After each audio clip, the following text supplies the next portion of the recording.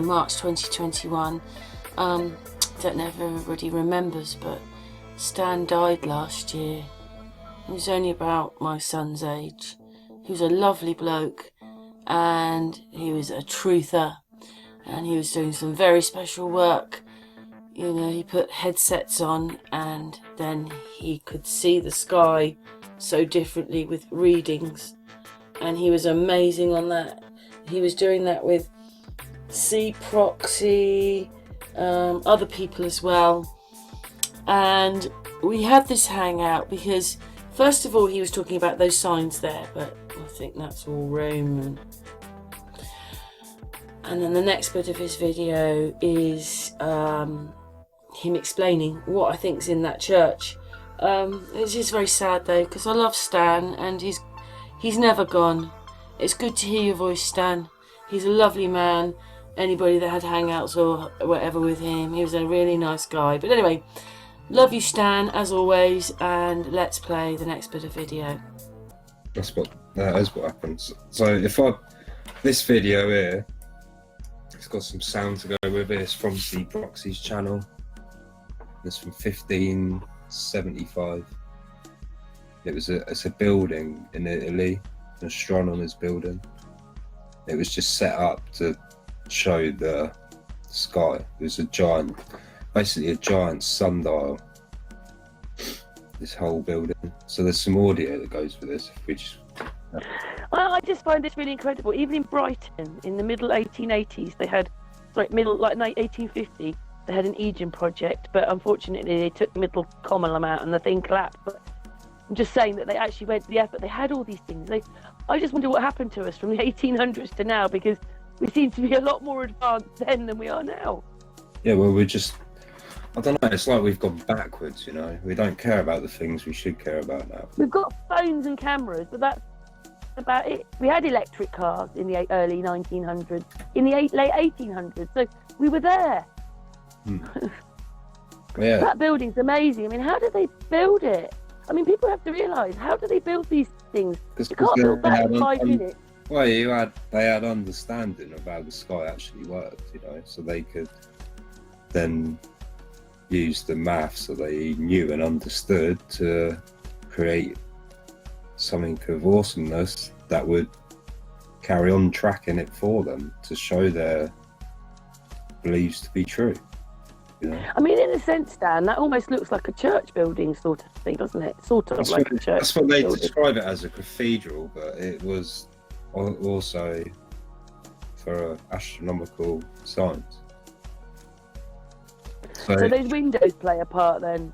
Yeah, so those windows are... That's the thing with all these old windows in these buildings and these churches, and like they've all got a little hidden meaning that people should be looking at, you know. And you know, there's a lot of people that are, but like they're showing you what's actually happening, you know.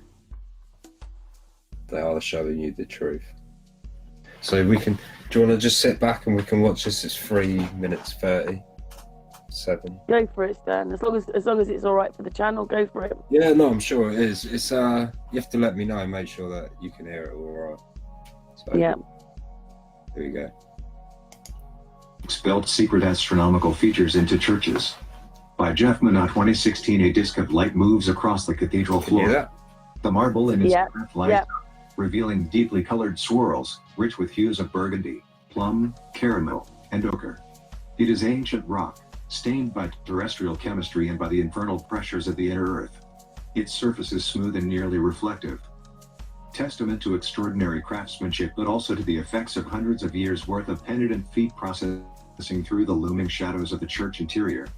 The air smells of smoke and candle wax, and the occasional perfume of a passing tourist. The source of this light is a hole punched through the roof of the church high above, elaborately accentuated by a brilliant halo of golden rays, painted to resemble the sun. The hole acts like a film projector.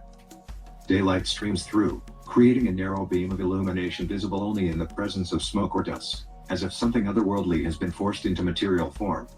Seconds pass, minutes, an hour. Outside, the sun appears to arc slowly across the daytime sky. Here, in response, the projected disk creeps inch by inch across the marble floor.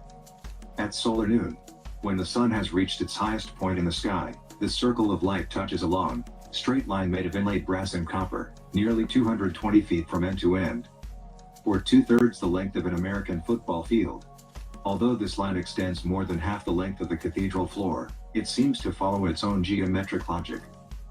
It is a long diagonal slash cutting between two columns, against the building's floor plan, as if at odds with the structure that houses it. Stranger still, on either side of this brass line, words and celestial images have been carved directly into the rock. There are the 12 signs of the zodiac interspersed amongst Roman numerals and references to solstices. There is Aquarius, the water bearer, Capricorn, with its confusing mix of shaggy horns and the coiled tail of a sea creature, Sagittarius, preparing to fire a magnificent bow and arrow, and the pouting fish of Pisces. At first glance, these symbols seem pagan, even sacrilegious, as if the astral remnants of an older belief system have somehow survived beneath the feet, and beyond the gaze, of daily worshippers. Yet these symbols are not there to cast horoscopes, let alone spells. They are there for purposes of church administration and astronomical science. This cathedral, the Basilica di San Petronio in Bologna, Italy, also doubles as a solar observatory, at one point. One of the most accurate in the world, and these signs of the zodiac are part of an instrument for measuring solstices. I can say that I literally tripped over the subject, science historian John L. Heilbronn explains to me. Heilbronn is Emeritus Professor of History at the University of California, Berkeley, as well as the holder of advanced degrees in both history and physics.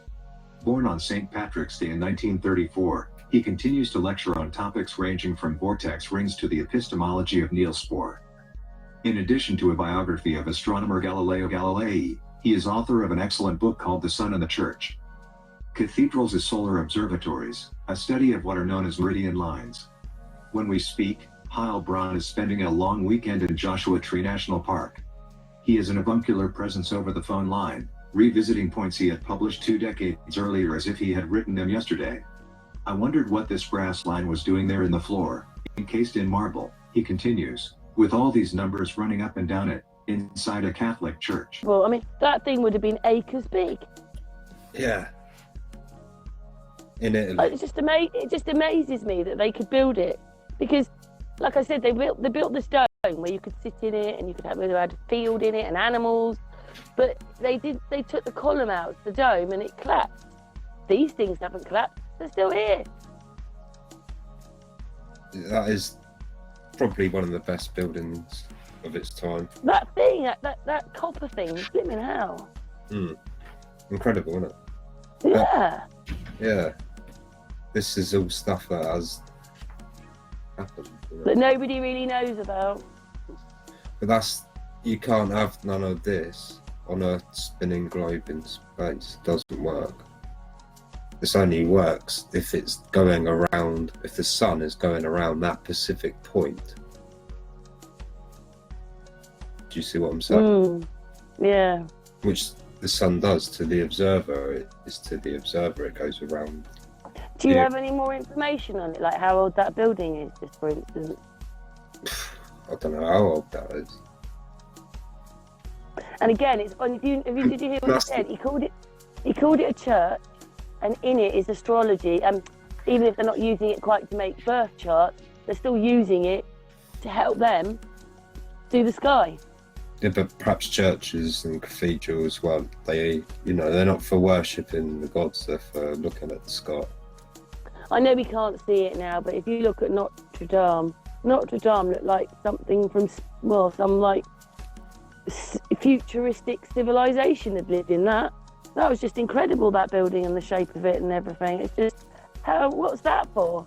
No, if These you big look at these churches, cathedrals, all the light is how the light comes through. It's built in a specific way, facing a direction. I mean, I put a video out the other day. Well, it was about the fact that in those days when we were poor and in carts and horses, they were building these great big churches, putting all this gold leaf, all these statues, carvings, paintings, ceilings. It's hard to believe, isn't it? Great big organs with these great big organ pipes, which are just amazing. And it looks like the Wizard of Oz, the thing they sit in to play the organ. And it's like, they did all that just for us to sing hymns. It's a giant joke, really, isn't it? Yeah, it is. But yeah, there's a lot of truth in the history. But it seems like this sort of stuff, this is showing you exactly what is happening. And if you could go there and see this, I don't know if this building still exists. It'd be nice to think it does. Can you at all get in touch with the person who actually made the video? And is there any way you think they've got any more information? Z made this up from I think it was a PTF. Oh, right, okay. Yeah, it's from a book. Right. So there's a lot of but these books are online. You just. Well, just to recap, as we're going and the video is finished, see, this is what Stan's talking about and playing the little video, and there is the track in with the wheel. And then look at these arches, and here is the track, and there is the arches, just like that. There is the track. I think this place was one of these originally. Anyway, I hope that might have sorted something out. And thank you so much, lovely Stan, who looks down on us, or wherever he is, amongst us, somewhere. But anyway, what's your thoughts? Thanks very much for watching the video.